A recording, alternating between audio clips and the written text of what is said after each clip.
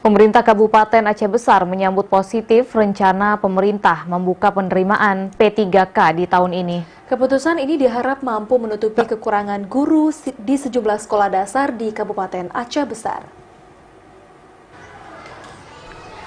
Jenjang sekolah dasar merupakan satuan pendidikan paling banyak mengalami kekurangan guru. Kondisi ini telah berlangsung lama akibat berakhirnya masa bakti atau pensiunnya sejumlah guru. Sebagian besar merupakan guru-guru impres yang hingga 2 tahun ke depan akan memasuki masa pensiun.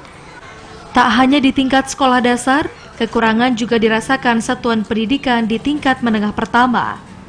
Kepala Bidang Pembinaan Guru dan Tenaga Kependidikan Dinas Pendidikan Aceh Besar mengatakan telah mengusul besaran formasi pegawai P3K untuk kabupaten ini ke Kementerian Pendidikan dan Kebudayaan. Formasi yang dibuka diharap mampu menutupi kekurangan guru yang mencapai 500 orang lebih. Meski telah mengirimnya ke kementerian terkait, namun Cut Zarita tidak menyebut besaran formasi yang diterima Aceh Besar.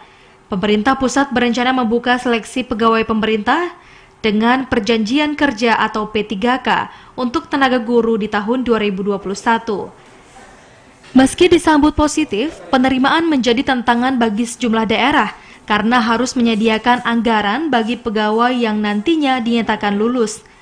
Kondisi ini karena pemerintah pusat hanya menyediakan anggaran untuk gaji pegawai P3K saja.